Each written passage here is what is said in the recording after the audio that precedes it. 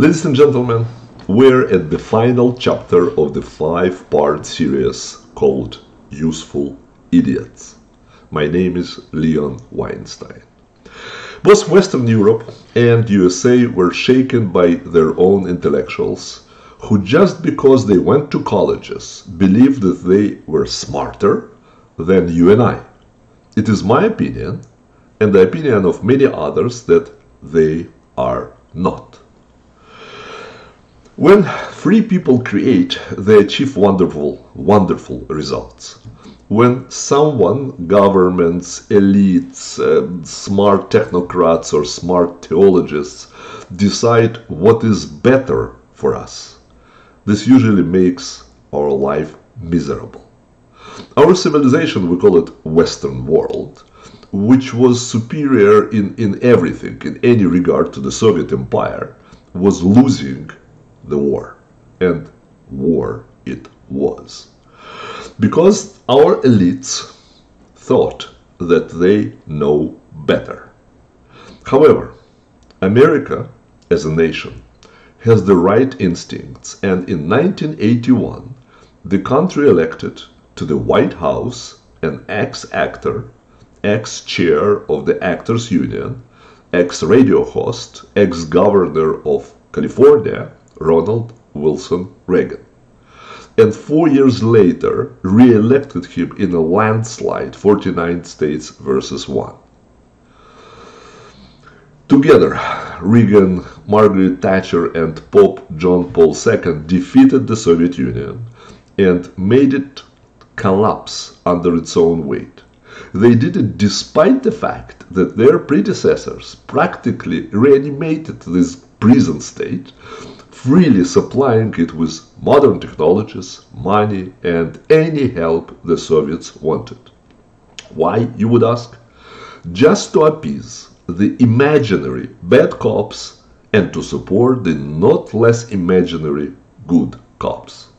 However, when Boris Yeltsin, under the pressure of people like Bukovsky, began to contemplate conducting a Nuremberg-type trial of the Communist Party and its operatives, scores of Western leaders flew to Moscow, progressive politicians, progressive industrialists, progressive media, progressive personalities, to ask him, or more so, to beg him not to do so.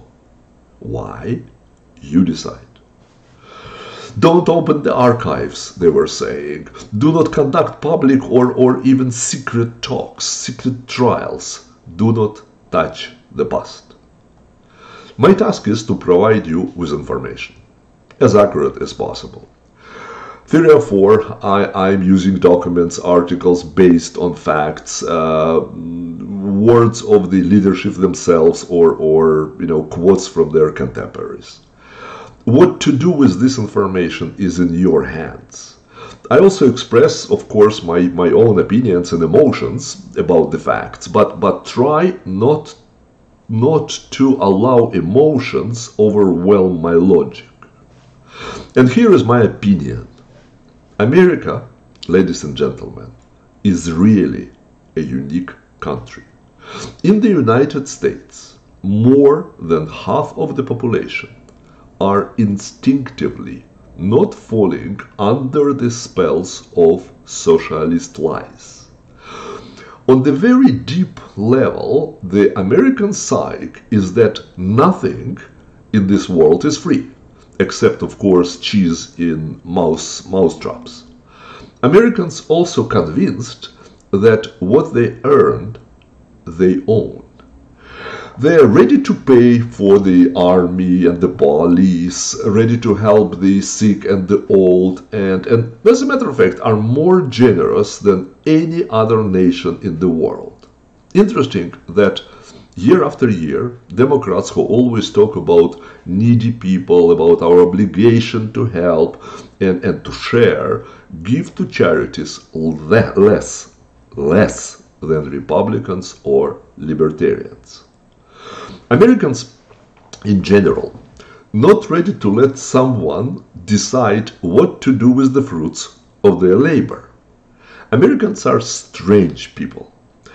If during presidential election they give the White House to one party, 19 of 21 times in modern history they voted for another party into intermediary, the midterm elections. Why, you would ask? Personally, I think that they, on a subconscious level, do not want one party to get too much power and entrench themselves in the government. Americans, especially those who live in mid-country and in smaller cities and towns, think that one shall not do to neighbors what he doesn't want his neighbors to do to him and his family. I know it sounds a bit religious, but the thing is that millions of Americans live this way. The idea was first formulated by Rabbi Hillel, who was known in his time as Hillel the Great, not for his conquests, but for his wisdom. He lived exactly 100 years prior to the birth of Jesus Christ, and since that time, this saying of his become so-called the golden rule of Jewish religion. I think it's a golden rule of life as well. However, this is what makes many Europeans, and especially Russians, call us stupid, silly Americans. Look at them, they say.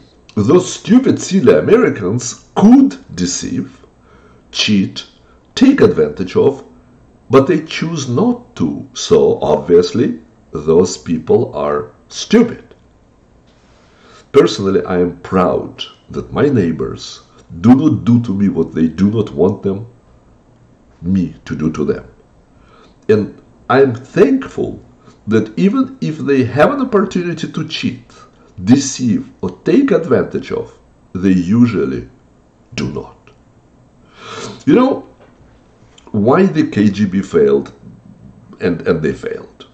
Not because there are not enough useful idiots or those helpers who think that they can make a deal with the Diablo and win. No, KGB failed because they were unable to understand the United States of America and its strange, stupid, and silly population. Currently, Kremlin is occupied by the successor of the aggressive policies of the Soviet Union. No one abolished KGB. The new leaders just changed the name, but they do everything they did before, but some say even better than before. However, exactly as in 1981, when the country brought Romney to the White House, in 2016 their children voted to make Donald J. Trump, their leader in those difficult times. And something is telling me that with free people who live the American dream, and let me explain to those who don't understand what does it mean, what it really means. It is not a cool million in your pocket. It's not even the largest house on the block. It's actually quite simple. We want our kids to live better than we live, and we want our grandchildren to live even better.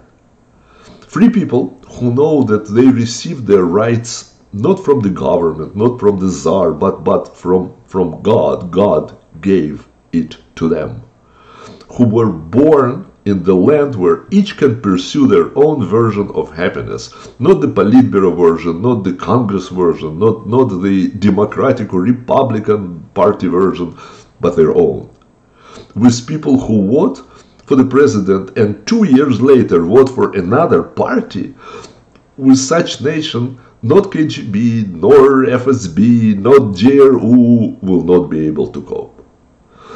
America can sink only due to the actions of its own useful idiots in pink hats in the form of female sexual organs, who are absolutely convinced that a right of grown-up men to use women's bathrooms is the most important fight in the world.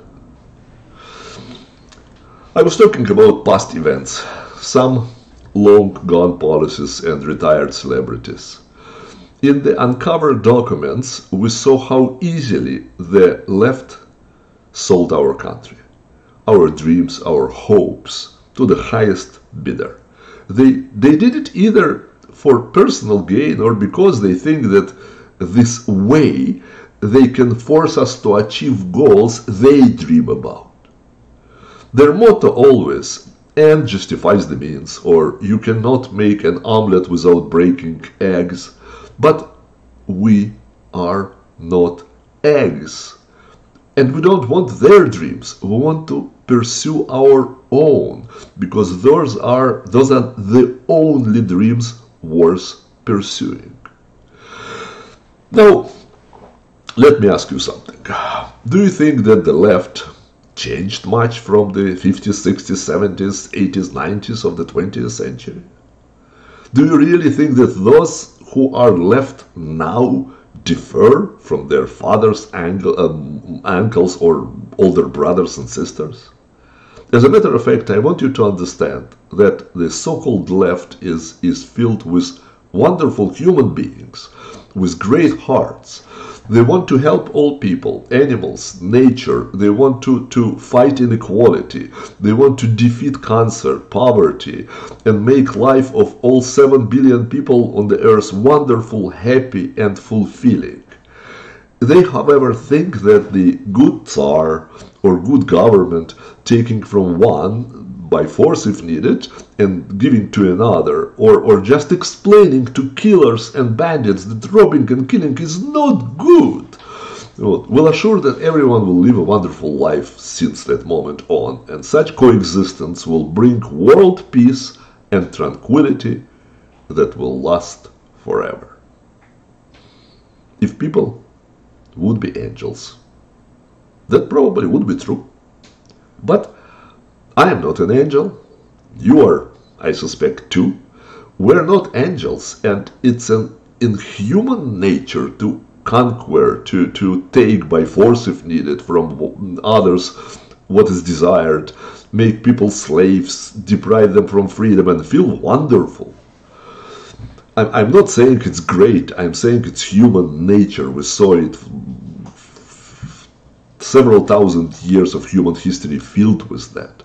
The idea of let's just talk to them and explain didn't work for 6,500 years and will not by itself work in the next 6,500 years if we're lucky to survive even one more century. The great experiment called the United States of America continues. This is an experiment that is unlike any other in the human history. It already lifted millions from poverty and will, if not interrupted, create a much better life than any other society in the history of all the world, and will create this great life for almost everyone.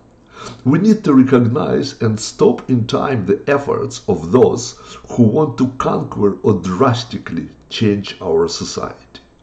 I do not know if this country will last forever.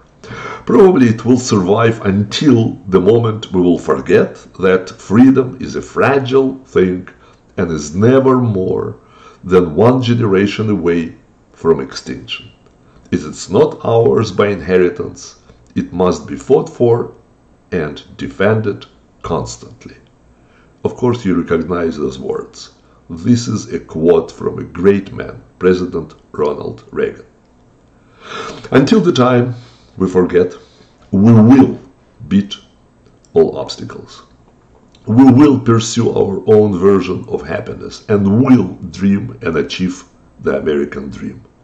And our kids will live better life than we did, and our grandchildren will live even better.